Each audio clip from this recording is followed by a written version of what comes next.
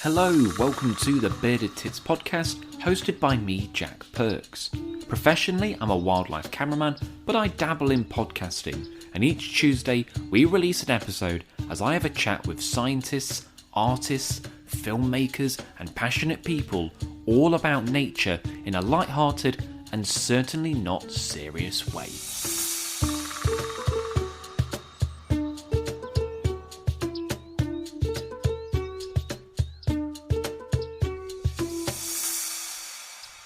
Hello and welcome to the Bearded Tits podcast. I'm your host, Jack Perks. Now, in today's episode, I'm talking to Nicola Morris as we chat about wild swimming. Now, what makes Nicola different is that she doesn't wild swim necessarily for exercise. She does it because she wants to see the wildlife below our rivers and coastline, which is an unusual thing. Most people who wild swim are seen as a bit trendy, whereas very few people do it to actually encounter and see wildlife that they would really see. So we're going to be talking a little bit about what started Nicola off, some of the unusual things she's seen, both wildlife and other stuff, and how she goes around doing it, permissions, etc. It's going to be an interesting chat. Before we do that, I want to mention buymeacoffee.com. So if you can support the channel financially, it is greatly appreciated. We're an independent channel, which means that we receive no sponsorship, no money from anyone else, as my dog is agreeing. And if you can support something, that would be absolutely brilliant. There's a link in the description. Anything that you can chuck to help keep the podcast ticking over, that is massively appreciated. Now, I've also got a YouTube live coming up. So on the, let me get the dates right before I forget. On the 21st of March 2024 at 6:30 p.m, I am going to be on YouTube live. I'm going to be talking about the podcast. I'm going to be talking about the YouTube channel, Britain's Hidden Fishes, some of the exciting projects that I've got coming up. So if you would like to join me, if you've got any questions that you want to ask about any of this stuff, then you can come along, join in. I'll probably crack open a beer and have a good old chat on there. So I'll put a link to the description in that as well. Anyway, let's get back on to today's episode. This is Nicola Morris as we head out to a nature reserve and we have a little chat about wild swimming. So welcome to the podcast, Nicola. Thank you so much for having me, Jack. We've been trying to organise this for months, haven't we? We have, yes. But we did get there eventually. So yes. Before we start, do you want to just say who you are? And I was going to say what you do, but your job isn't really anything to do with what we're talking about, but it's worth mentioning anyway. Yes, well, I mean, I guess the reason that we're here together is because of my new habit, which is river snorkeling, which is something that I picked up during lockdown.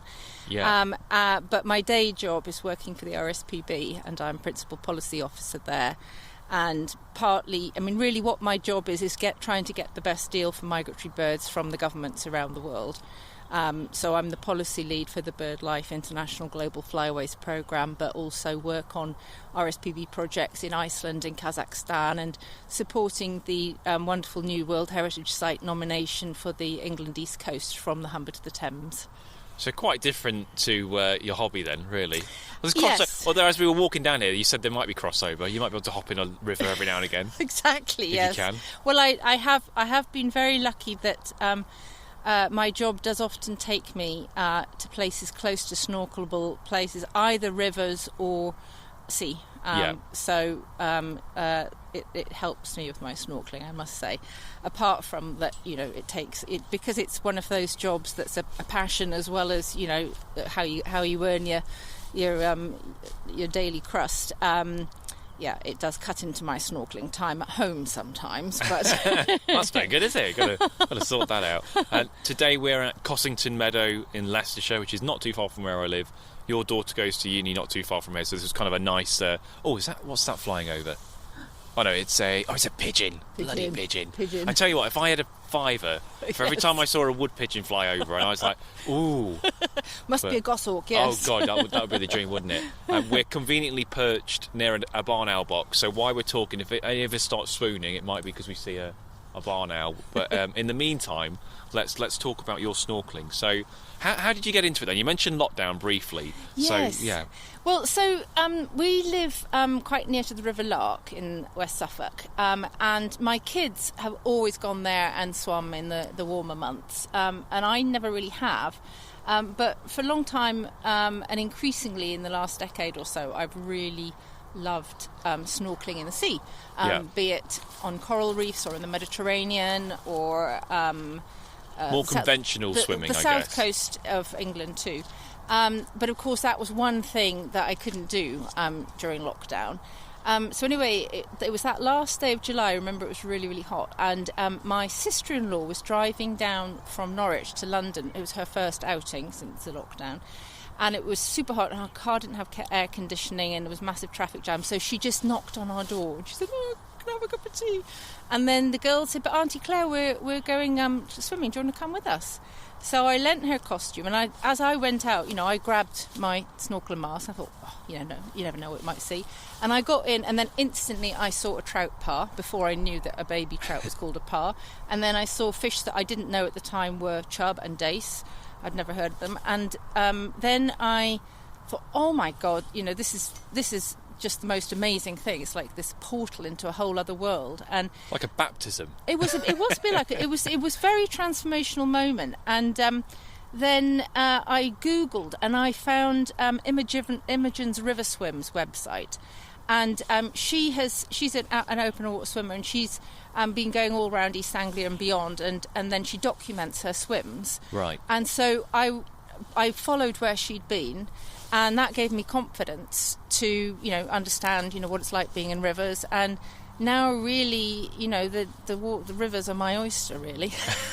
Well, I always love seeing the stuff pop up on your Twitter and your social media, because it is like you're there with you. Because you get these little glimpses, whether you're like seeing a trout in a chalk stream, or if you're in a slightly less glam bit of the river, which we'll come on to some of that a bit later on, and you might see a, shopping trolley or a mitten crab or something. Yes. But it is a completely different aspect, and I suppose a lot of people maybe pre-lockdown wouldn't think to swim in a river, but a lot more people are doing it. Wild swimming has always become quite trendy now, hasn't it? Like, in a way, like I often hear people go, "Oh, I went wild swimming the other day," and I was like, "Well, did you swim outdoors or was it wild swimming? I don't know. Is there a difference?" Yes, I don't know the difference between outdoor and open water and wild swimming. Yeah.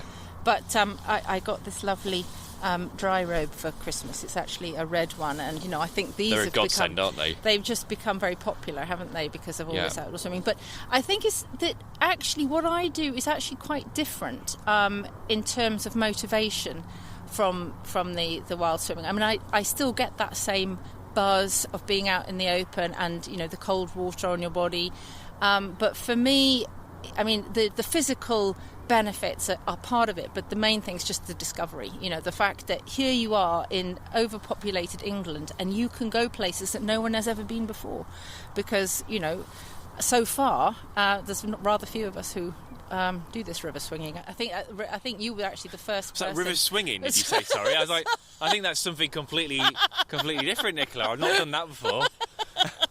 But I think you were only the first other river snorkeler I ever knew existed, because I saw you on social media. I don't think I started it, but yeah, I mean, I guess so. What you're describing is you're going in to see the wildlife. It's not exercise is a bonus for you. Exactly. And I think I would agree with you. When I do it, I'm doing it to film and interact with the wildlife. I'm not doing it because I want to go for a swim. I mean, enjoy it. Yes, exactly. But and I think whereas a lot of people are doing it because the exercise is maybe the main motivation, and the surroundings are a secondary thing. Whereas, there aren't that many people who do it to look for wildlife. Yes. They're doing it for fun or whatever. There's relatively few of us out there doing it. I think, and I do agree with that. Yeah. So, I mean, you must get this asked all the time. Have you ever gotten ill from going in there? No, never. Really? Never. I mean, are you surprised by that, or not really?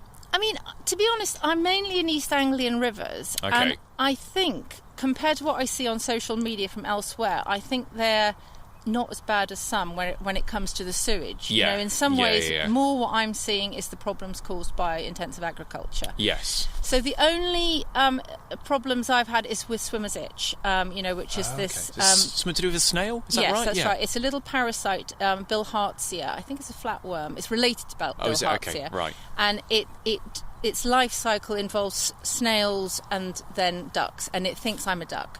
Right. And so they drill into your skin, but then they die. And so the rest of my family, it doesn't matter. I mean, if they're drilling into their skin, they don't notice it. But with me, I get a reaction like you would with a mosquito bite, and so I get really, really itchy. But it's very easy to not have it. You put a wetsuit on or put a rash guard on, and it's fine. Okay. I was going to say, you're not selling this wild swimming if we're all going to get I think rather few people are susceptible to it. You know, it's in the same way that only some people get itchy with mosquito bites or nettles. And so stuff. you're not normally wearing a wetsuit then? You just go in a bathing suit, do you? Well, to begin with, I didn't have a wetsuit, but I did, as it got colder in like November, I think I did eventually invest in a wetsuit, and I do tend to wear it all the time because I tend to be doing stuff where I get scratched and like overhanging nettles. And I did once because what I'm doing often is I'm what Adam Nicholson describes as snootling. So it's basically not really swimming, but it's crawling along on your hands. And knees. And a piece of glass went straight through my knee. Really? So, oh no! So ever since then, I've always worn Kevlar knee pads that cavers use. But apparently, you can get wetsuits that have built-in reinforcements on the knee. But I get quite cheap wetsuits because I do get through them quite quickly because I'm going under branches and it's quite an obstacle course. Often the kind of chalk streams I'm in.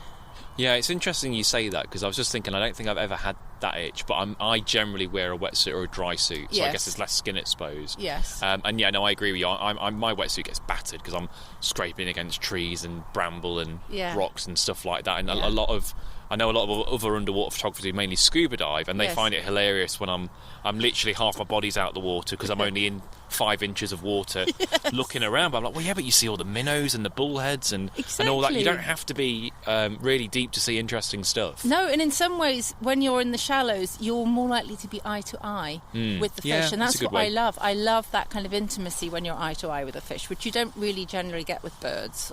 No, I never really thought of it like that, but that's true. And a lot of the small fish, you get pretty close to them, can't you? Like, they're not too... I guess I don't think they recognise you as a predator. I don't know. Well, I've on a number of occasions had manicures from minnows. I've just put my hand out and they come and they nibble all of the skin on my... Really? It's a lovely feeling. People used to pay for that, didn't they? They was did. It the feet thing, wasn't yes, it? in gardens, in shopping centres they used to have it. Well, I mean, I was getting it for free from the little ooze minnows. Why not? Have you found anything? Well, I know you have, but I'm going to tease this out of you. But have you found anything weird when you've been snorkeling, other than the wildlife? Well, a couple of human skulls, and then you say that so casually. A couple of human skulls. The first time, I can tell you, didn't feel very casual because I was all alone up somewhere called Low Dyke, which is a tributary of the Wissey. And I had been taking water samples. It was part of the Brex and Fenedge Rivers Landscape Project. Okay. And so we'd been out taking river samples for eDNA, and then also we'd been taking phosphorus and nitrogen readings. And I had one set left, so I was looking for a river that I could... use that on, and then finally I got to Low Dyke, and then so I took my sample, and then I just decided to snorkel up it, and it was a really sultry day and quite a weird. It's next to Bourton Fen, I think it's called, which is a little nature reserve, but there was something creepy about it, and no fish, just not very great visibility, and then all of a sudden I just saw this thing on the riverbed about a metre below me. And I dived down and had a look, and it was a human skull, which was very odd because intact, like very obviously that's what it was, sort of thing, or was it a piece of it? Yes, so it was the whole upper skull. The lower jaw was missing. Yeah, wow. So I kind of freaked out. Yeah, I bet. So I snorkeled back down, and I phoned the police, and they said wait there, and they made me get back in and fish it out for them. Can't get the help these days. And anyway, they took it away and to have the forensics done. And I did put it out on Twitter, and then somebody said, you do realise that 2 miles from where you were, there was a murder about 40 years ago where the headless body of a woman in a pink Marks and Spencer's nightie was found, and they never identified her, they never found her head. So I was thinking, oh my God. And then it looked pretty old. I mean, it's quite black. Yeah. But my sister and her husband are primatologists, and they work a lot on, wild chimpanzee skulls that they find, brains, and they looked at it and they said, yeah, that could be 40 years old. But anyway, eventually the police came back and they said, oh no, it's 100 years old, it's from a burial. Oh, okay. Yeah, all right, that's not quite as sinister. Yeah, then, is it? and then... Hello. Sorry, I'm just recording a podcast. Oh, sorry. You're all right. You're all right. It's fine, mate. No worries. What, are you after the owl, are you? Yeah. Okay, I haven't seen it yet. Yeah, it's just normally down there. And... Oh, okay. Well, we might see it. Well, yeah. No worries. Good luck with it. That's okay. But then my most recent human skull was I went down to swim in the Itchen at Winchester College, where they've got a wonderful other river snorkeler, Eve Cavey. Okay. Younger than me, but she's even been river snorkeling for 7 years.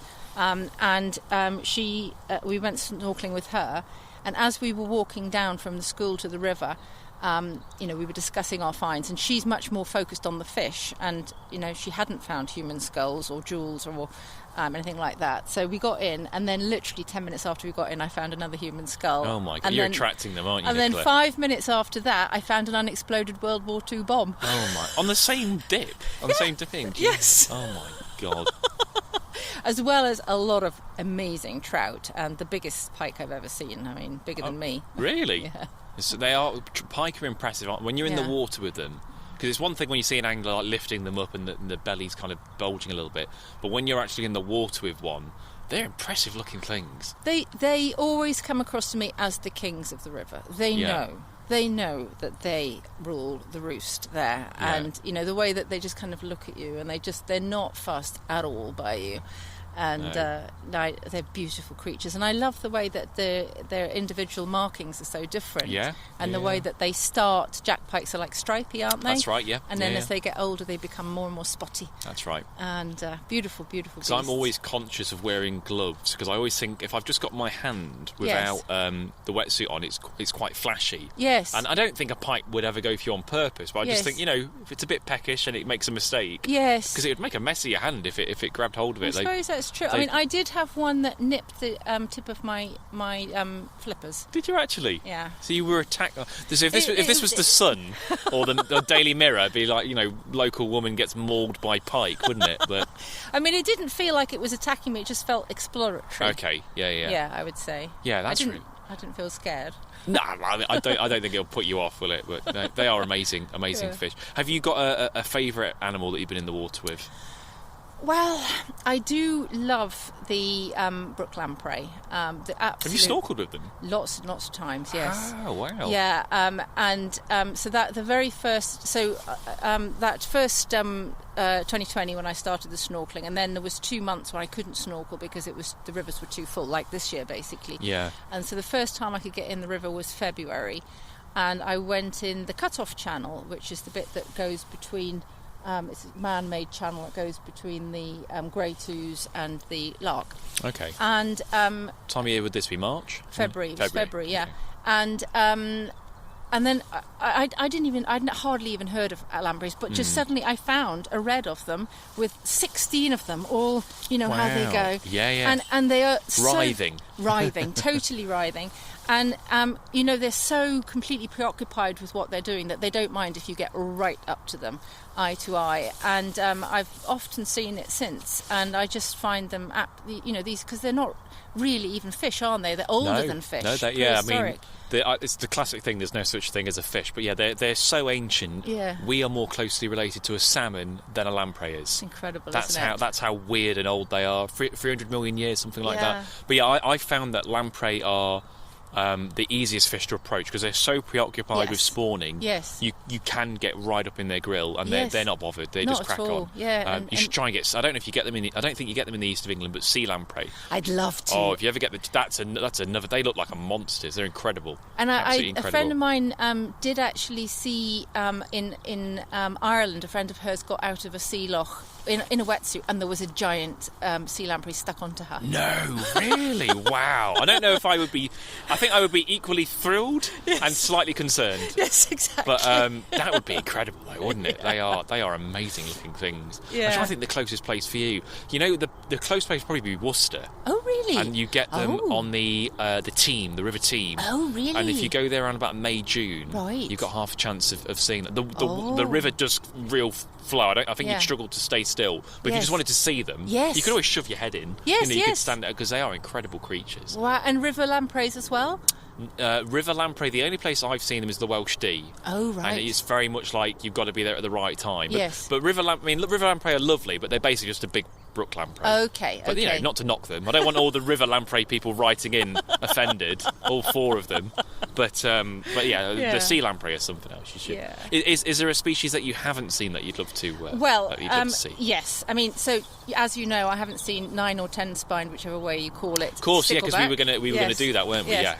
So I haven't seen that, and it's a bone of deep contention in our marriage that that Bill, my husband, he took a picture just after I'd given him a camera, I think a new camera, and he took about 10 pictures that day. This was on a tributary of the Wissey, and he said, "Oh, I think I saw a trout par," and I looked at his photos, and it was bloody spined loach. And, oh wow, that's a good one. And we went back. Must have gone back half a dozen times. No joy. No joy. Gudgeon, but no. Spine loach. I've never seen one just out in the open. It's always I've had to fish it out with a net, and really, yeah, they're very very cryptic. He was so lucky. I mean, he was. Yeah. So yes, those I would say that, and then salmon. Of course, yeah, you're not going to get those in. I mean, Sangre, really. I did. I had a work trip up to Speyside, and I did. Have an early morning snorkel, and I saw some teeny tiny par, but I'm not absolutely sure whether they were salmon or trout.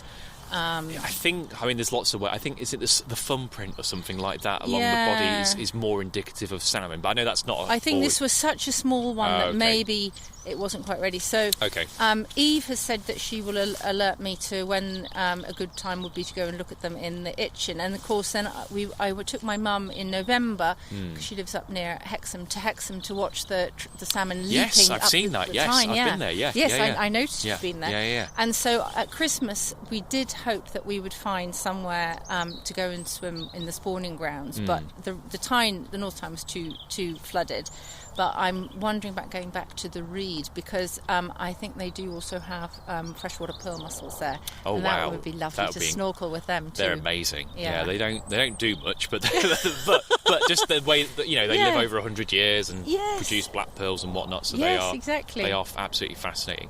I always get asked this, and I'm curious to ask you this: how do you get on with access? Because people always go, "Can you just go anywhere?" And how do you tend to do it? Well, so the rule of thumb that I operate on is that if you get into a water body from public right of way or something, and then you're swimming in the water column, you can go where you like. I don't think everybody would interpret it that way. No. But yes, sometimes it's easier to ask forgiveness than permission. But I mean, I'm very lucky that a lot of landowners like me to go and they invite me to go and snorkel in their rivers just because they're interested to know what's in there. Curiosity, isn't it? Yeah. Have you ever had any negative experiences? Have you ever had anyone jumping up and down? I have had 1 or 2. Okay. Yes, maybe 3.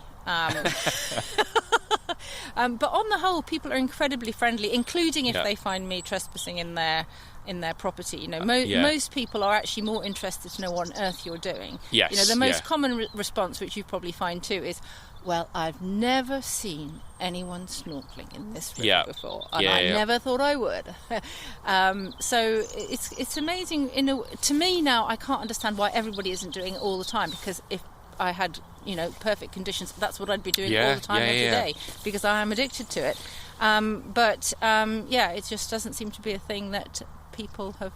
I think what's put me off in recent years is obviously like the sewage scandal, and just the fact that so much raw sewage. I mean, it's nothing new. We've had sewage going to rivers for a long time, but the sheer volume of it now, and lots of people are shouting about it, and rightly so. I think it's good that they do that.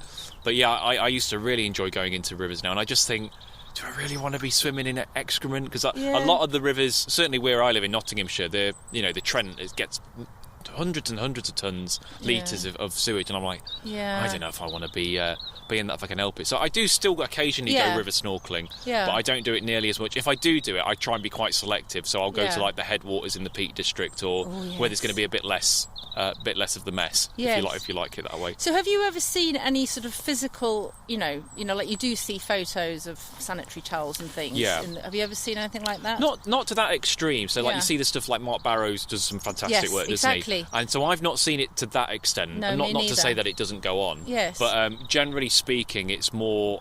I might be near a sewage outlet, but you get that kind of grey water coming in, don't you? Yes. And I just think, I don't know what's in that. But I've not seen the actual... I know people go like, sanitary towels or toilet paper. Yeah. I'm sure it does go on, but I haven't seen that I never have. in a few other spots. But at the same time, I'm quite selective where I go. So if I saw, I wouldn't go in. Like I wouldn't do it, or I'd go upstream of it. And generally speaking, I'm trying to get quite picturesque images. Yes. So I don't want sanitary towels in the pictures if I can help it. Exactly. So no, it's not. It's a case of me not looking for it and being selective. So it definitely is out there, but I've not seen it as much. I see plastic fairly regularly, like litter and things like that, which aren't great. But I try and pick the nice looking places if I can. If I can help it. I'm the same. Yeah, I think that's the way. So you typically stick with East Anglia, do you? Not really, it's just because that's where I live. And, it's amazing that within half an hour's drive of where we live, there is still endless possibilities of new snorkels for me to do. You're in a great spot, aren't you? Yeah. So what did you say? You're in... No, you're West Suffolk. West Suffolk, okay. So, you're in a great spot there. So it's in the Great Ouse catchment. So, we're on the Lark, which is like probably the most southerly one. And then you go up and you get the Little Ouse and the Thet, and then you get the Wissey, which is my favourite. And then you go Burbot soon, hopefully. You know about that? Yes, exactly. That would be so fantastic. It'd be great if you're in the water one day and a burbot stares back at you, wouldn't it? I look always for burbot and sturgeon because you just never know. You put enough time in, something weird's going to turn up, isn't it? So exactly. that would be epic, wouldn't it? But I know I did speak to the guys at Norfolk Rivers Trust, and they were saying the next year or two, hopefully, they're just fighting if you work for the RSPB, you're probably familiar with it, but they're fighting bureaucracy at the moment, just trying to go through all the right channels, obviously. But I'm confident they'll get there, because that would be amazing to get them back. I would love to be in the water with them. They're amazing. I went to Belgium a couple of years ago and saw the breeding programme they have there. Yes, I saw your information on that. That was amazing. Incredible. Oh, they're amazing. They're really... people call them ugly, but you know what? They're quite pretty. They've got real mottled markings along the side of them. Yes. They'd be great to get back. Because, I haven't swum with our barbels yet. Have you not? But okay. We were on holiday in France in the Var, and there it was fabulous to swim with the Mediterranean barbels. So I got the... I imagine our ones are not that different, but they're beautiful fish as well. Very gold, speckledy. Barbel's stunning. Yeah. I've not had much... they're quite shy. Yes. And I think because a lot of the rivers around here, we've got a lot of barbel locally, but they're quite skittish. I think if they see something coming towards them, they don't hang about, because they think it's an otter or something, or some sort of predator. Yes. So they scarper. They don't stay with it. So I've had glimpses of barbel when I've snorkeled, but 99% of my stuff's been remote camera. But then again, I think, again, mentioning Mark Barrows, but I think he scuba dives with them, so it must be possible. Yeah. So it must be doable. I think you just put the time in, and I think the key, if you were going to do it, would actually be what you were saying earlier. What did you call it? Snoodling? What was it called? Snootling. Snootling. Yes. I reckon if you just went slow and stayed still, you'd probably have half a chance of getting some good stuff. Yes. I reckon it's more, I get a bit too keen, so mincing around like I'm a porpoise or something. Or what are they? Canada geese. Canadas, yeah. Lovely. Just heading over. Wonderful fly. And because we were going to go snorkeling, but it's been the worst floods in Nottinghamshire for 20 odd years. It's been pretty bad. Yeah. And the reserve we're on today is actually flooded. In fact, it was so flooded we found a fish next to your car, didn't we? It was hilarious. And then Jack said, "Look, there's a fish." And he picked it up, and it was like Lazarus. The fish came to life. It was alive. And then he put it into the nearest ditch. Yes. Yeah, I didn't quite believe it. I just looked down and thought, oh, there's a fish. I must be carrying fish with me.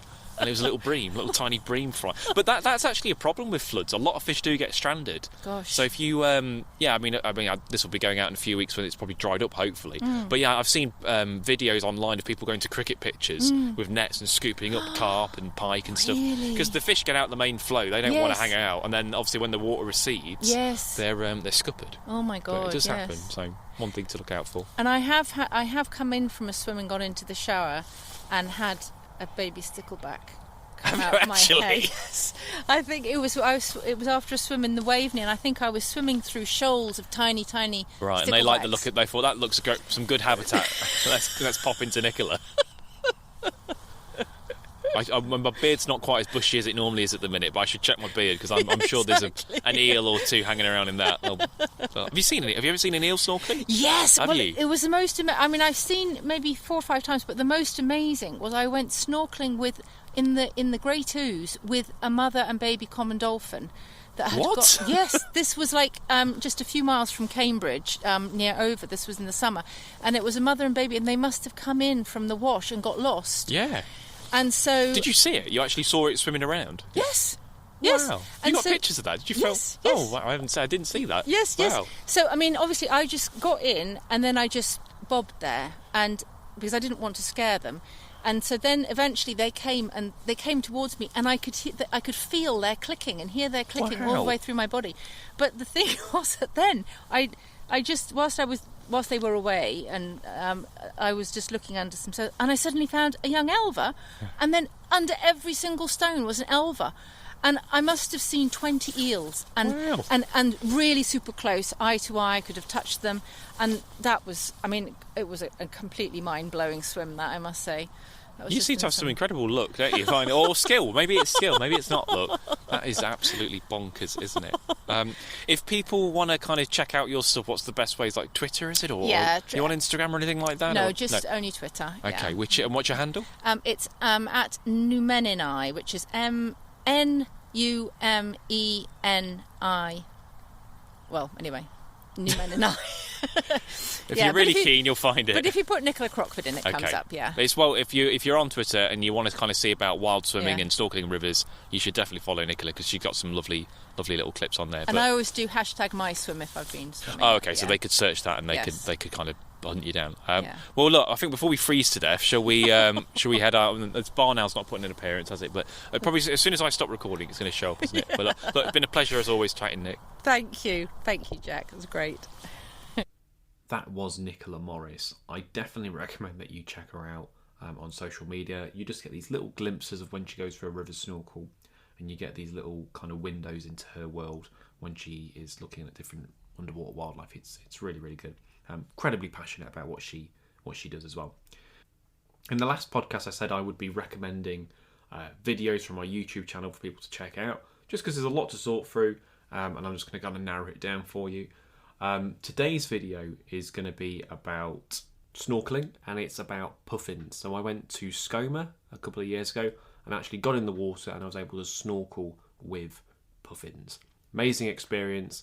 You can actually go out and do that if you want as well. You can go with a company called Celtic Deep, and you can get in the water and swim with puffins. So there's a YouTube video about me going out and doing that, which was absolutely incredible. Next week, I'm talking to Rob Collins from the Rivers Trust, and we're going to be talking about forever chemicals.